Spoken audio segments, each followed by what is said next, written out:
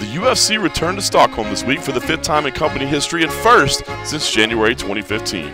The Swedish capital is one of the most beautiful cities in Europe, and the residents have always proven welcoming hosts. Welcome to Sweden and already f*** your mother. Don't you ever talk about my mom. So you know, I have the best burgers in town and Europe and probably in the USA. You can go to hell. When we arrived in town, the Stockholm sporting focus was on soccer, not MMA, as Manchester United and Ajax met in the UEFA Europa League final.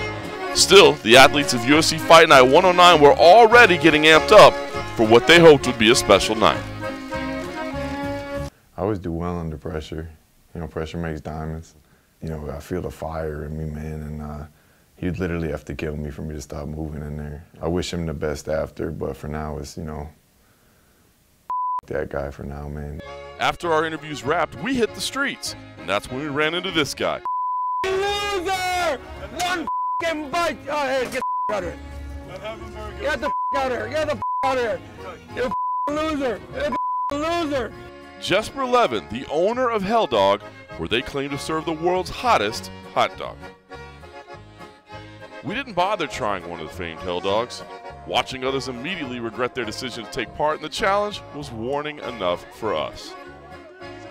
Oh, what the f***? I thought you were a man, but you look like a But UFC Fight Night 109 was all about hometown hero Alexander Gustafsson.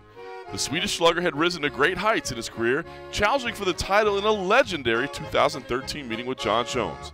But recent losses to Daniel Cormier and Anthony Johnson, not to mention a ho-hum win over Jan Blachowicz, left even his countrymen wondering if Gustafsson was still a viable title contender. He's a great fighter, but I don't know if he has the killer shot. That's the only thing I'm worried about.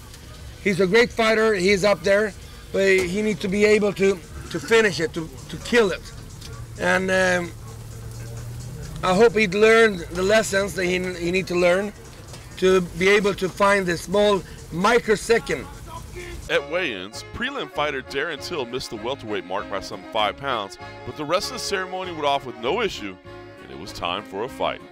As they have in previous visits to Sweden, the Stockholm fans showed up for the UFC, with more than 12,000 fans generating a live gate of nearly $2 million in a card that was held on Sunday night in local prime time.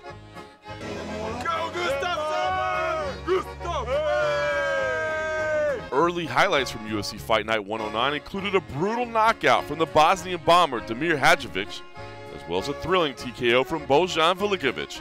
Meanwhile, the main card saw European fighters Jack Hermansson, Peter Sabota, and Volkan Ozdemir also notch knockout victories. But the night belonged to Gustafsson, who turned in what was quite possibly the best performance of his career, dominating Brazilian slugger Glover Teixeira before knocking him out in the 5th round of the headlining bout. Gustafsson could very well now find himself in line to fight for the title against the winner Daniel Cormier versus Jon Jones at July's UFC 214. Of course, that could be delayed by a wedding, as the Mauler proposed to his girlfriend following his big win. She